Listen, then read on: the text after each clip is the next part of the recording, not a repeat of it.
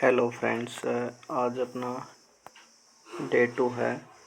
Target SSC CGL है। जो ये आपको 4 लाइन मिलेंगी, 1 2 3 4। ये आपको क्वेश्चन में लाइन दी हुई मिलेंगी, तो आपको इनसे पता करना है कि किस प्रकार क्वेश्चन सोल्व होगा। ये मेन जिस प्रकार हमारे शरीर की जो रीढ़ की हड्डी बैलेंस बनाती है, उसी प्रकार ये लाइन है क्वेश्चन की। जो रीढ़ की हड्डी है उसकी तरह काम करती है। जैसे राम श्याम से 20% अधिक है, यहाँ पर आ गया से आपको फ्रैक्शन बताई थी। 20% का मतलब 1/5 है। से का मतलब जो पास वाला होता है, ठीक है। यानी कि 1/5 तो 5 इसकी है। यानी कि यहाँ पे लिखेंगे रेशो श्याम और राम, ठीक।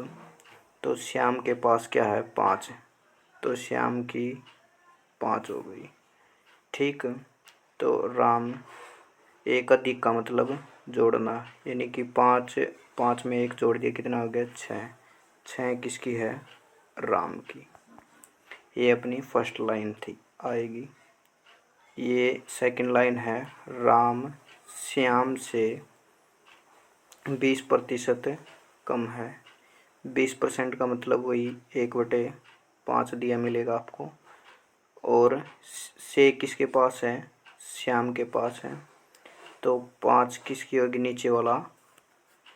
फिर दोबारा से श्याम रेशो राम, 1/5, यानी कि श्याम के पास क्या है? 5, तो 5 श्याम की आ जाएगी। यानी 1 कम बोला इसने, तो 1 कम करके लिखेंगे। 5 में से 1 गया 4, तो राम की फ्रैक्शन होगी, राम की रेशो होगी 4। देखो लाइन एक वर्ड से ये रेशो चेंज होगी, ठीक।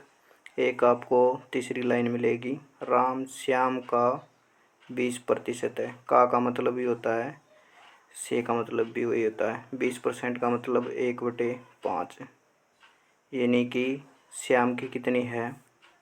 श्याम की कितनी है? 5।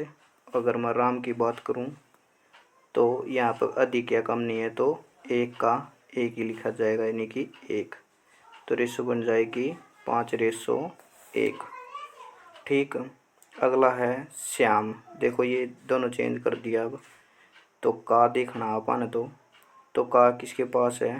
राम के पास है। वही 20% का मतलब 1/5 है, ठीक। तो अब राम की कितनी होगी?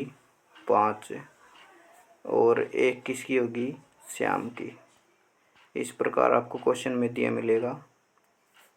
ये कंसेप्ट है। ये 4 लाइन बहुत इंपॉर्टेंट है, जो आपको कंसेप्ट समझने में मदद करेंगे। Thank you for watching.